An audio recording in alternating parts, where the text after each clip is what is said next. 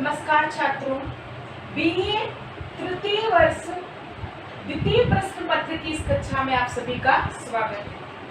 आज की कक्षा में हमारा प्रकरण है आचार्य हजारी प्रसाद द्विवेदी जी का ललित निबंध कुटज।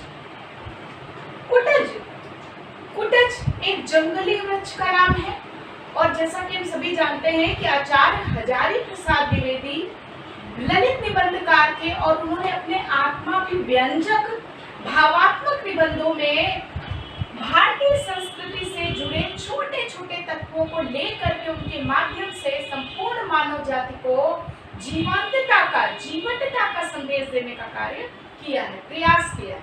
तो प्रस्तुत निबंध कुटज में कुटज के वृक्ष के माध्यम से द्विवेदी जी हमें विकट परिस्थितियों में भी धैर्य बनाए रखने तथा जीवन को एक उत्साह के साथ जीने का संदेश देते दिखाई देते हैं। तो प्रस्तुत निबंध हजारी प्रसाद द्विवेदी जी द्वारा विरचित निबंध संग्रह कुटज में संकलित है। इस निबंध में द्विवेदी जी ने कुटज के वृक्ष के माध्यम से संपूर्ण मानव जाति को संघर्षों से जूझने अर्थात संघर्षों के आगे हार नहीं मानने बल्कि उनके सामने लगातार प्रयत्न करके जूझने, प्रतिकूल परिस्थितियों में भी सोल्लास बने रहने तथा अनंत जीवनी शक्ति का परिचय देने का संदेश दिया है। कि कहते ना कि डरो न निराश करो मन को, कुछ काम करो जग में रहकर कुछ ना हो। तो कुछ इसी प्रकार का संदेश कुटज हमें देते दिखाई देता है। सबसे पहले इस निबंध में द्विवेदी जी कुटज के वृक्ष का परिचय देते हुए बताते हैं कि ये हिमालय के शुष्क व निर्जन प्रदेश में उगने वाला ठिगने कद का लाल पुष्प गुच्छों से झबराया हुआ एक जंगली वृक्ष। कुटज का परिचय देते हुए द्विवेदी जी कहते हैं कि ये तो जंगल का सैलानी है। कुटज का परिचय देते हुए सबसे पहले वो बताते हैं कि शिवालिक अर्थात हिमालय की जो शिवालिक पर्वत श्रृंखला है, जो कि अपर हिमालय के बीच निचला हिस्सा हिमालय का है, वो कुछ सूखा, शुष्क और नीरस है, बिल्कुल शिव की लटियाई जटाओं की तरह। उस नीरस और शुष्क वातावरण में भी किस तरह यह फूलों से भरा हुआ झबराया वृक्ष जो है उल्लास के साथ खड़ा है, झूम रहा है। हजारी प्रसाद द्विवेदी जी कुटज का उल्लेख करते हुए पहले वो उसका नाम स्मरण करने की कोशिश करते हैं। कहते हैं उससे आत्मीय संबंध जोड़ते हुए वो कहते हैं कि इस वृक्ष का क्या नाम है, यह वृक्ष कौन सा है। इसका नाम बिल्कुल जबान पर तो है लेकिन याद नहीं आ रहा है। फिर उन्हें याद आता है ये तो कुटज है। फिर वो कुटज शब्द की उत्पत्ति इसका जो है स्रोत बताते हैं कि कुटज जो है वो किस तरह संस्कृत साहित्य में चला आ रहा है तथा कुटज का एक अर्थ जो है वो घड़ा भी होता है तथा कुटज का अर्थ कुट्टकारिका शब्द से भी लिया जा सकता है जिसका अर्थ दासी होता है।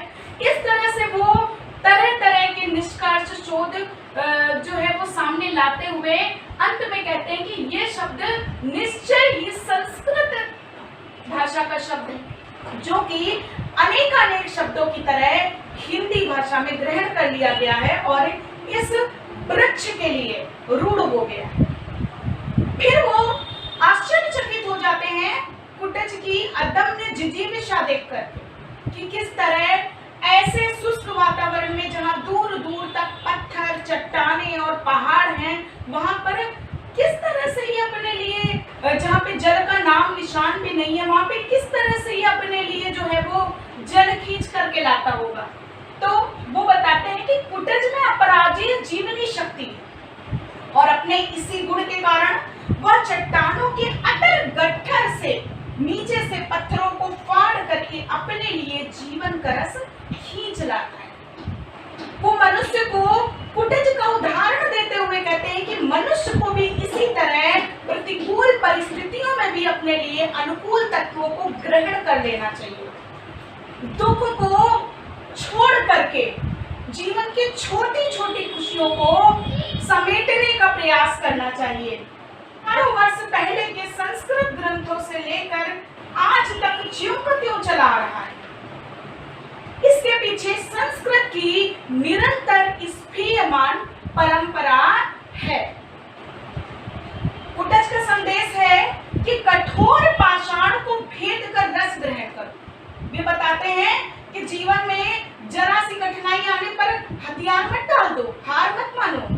कुटज को देखो, द्विवेदी जी कुटज के माध्यम से मानव मात्र को अदम्य जिजीविषा का संदेश देते हैं। वे कहते हैं कि कठोर पाषाण को भेद कर रस ग्रहण करो, कि परेशानियों के आते हथियार डाल देना उचित नहीं है, बल्कि उन परेशानियों से जूझते हुए, लड़ते हुए रस ग्रहण करना चाहिए। आकाश को चूमते हुए उल्लास से जिए। वे कहते हैं जीवन जीना भी एक कला है, कला ही नहीं तपस्या है, और इस तपस्या को हम सभी परेशानियों से लड़ते हुए, जूझते हुए, परंतु अपने मन को हारने से बचाते हुए आगे बढ़ते रहें, वही एक कुशल जीवन जीने का तरीका है। लेखक के अनुसार सुख और दुख मन के विकल्प हैं। जैसा कि कहा जाता है कि मन के हारे हार है, मन के जीते जीत। तो सुख और दुख मन से व्यक्ति जो है वो अनुभव करता है। तो जिसका मन परवश नहीं है, अर्थात जिसने अपने मन को जीत लिया है, जो अपने मन का राजा है, वही सुखी है। और कुटज जो है वो अपने मन का राजा है। वो आडंबर नहीं करता, वो दिखावा नहीं करता, वो किसी के तलवे नहीं चाटता, वो किसी की खुशामद नहीं करता। वो राजा जनक की तरह, राजा जनक का एक नाम था विदेह, क्योंकि वो एक राजा होते हुए भी एक बैरागी की भांति, सन्यासी की भांति जीवन जीते थे। तो उन्हीं की तुलना कुटज से करते हुए द्विवेदी जी कहते हैं कि कुटज जो है वो उसका मन परवश नहीं है, वो किसी की झूठी चाटुकारिता नहीं करता, किसी के आगे घुटने नहीं टेकता, किसी की खुशामद नहीं करता, किसी के तलवे नहीं चाटता, और उसने अपने मन को जीत लिया है। इसीलिए वे उसे जल में कमल की भांति निर्लिप्त बताते हैं। जिस तरह कमल जल में रहने के बाद भी जल से रिक्त रहता है, उसी तरह कुटज भी संसार में रहते हुए भी संसार की विषय वासनाओं से निर्लिप्त रहता है। अंत में वो कहते हैं कुटज को कि हे मनस्वी मित्र तुम धन्य। मनस्वी मित्र अर्थात जिसने अपने मन को जीत लिया है, जिसका मन उसके अधिकार में, और वास्तव में वही व्यक्ति सुखी है जिसने अपने मन को, अपनी इच्छाओं को जीत लिया है। तो इस तरह वे कुटज के माध्यम से अपराजेय जीवनी शक्ति का संदेश देते हैं, जीवन जीने की कला बताते हैं, तथा मानव मात्र को मुश्किलों के आगे हार न मानने बल्कि उनका मुकाबला करने की सीख देते दिखाई देते हैं। तो कुटज को वो कहते हैं कि कुटज तो जंगल का सैलानी है, परंतु बीच बीच में वे दुखी भी दिखाई देते हैं। कि वो कहते हैं कि कुटज को उतना महत्व नहीं दिया गया जितना साहित्यकारों को देना चाहिए था।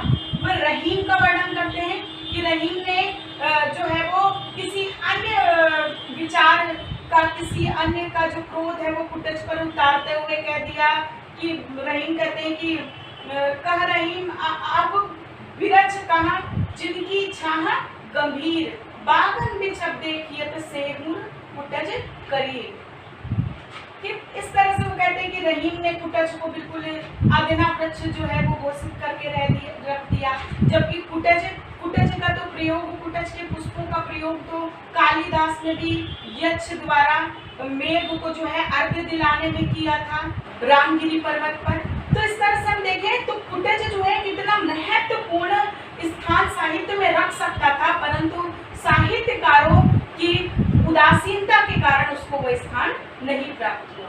तो इस तरह से वे कुटज के जो है वो बारे में बताते हैं कि किस तरह वो गर्मी, सर्दी, धूप, छांव झेल कर भी खड़ा रहता है, उल्लास के साथ झूमता रहता है, और ऐसे निर्जन कठोर वातावरण में भी वो सदा लाल पुष्पों से झमराया रहता है। उसी को देख करके मानव को भी अपने जीवन के दुखों के आगे घुटने न टेक कर उनसे ताल पर ताल मिलाकर लड़ते हुए आगे बढ़ने का और सुख का मार्ग खोजने का प्रयास करना चाहिए। तो इस तरह से आज हमने देखा निबंध फुटेज। आचार्य हजारी प्रसाद द्विवेदी जी का ललित निबंध है ये। इसकी भाषा यदि हम बात करें तो शुद्ध संस्कृत परिमार्जित खड़ी बोली है। शैली की बात करें तो भावात्मक तथा विवेचनात्मक शैली का प्रयोग इस निबंध में द्विवेदी जी द्वारा किया गया। धन्यवाद।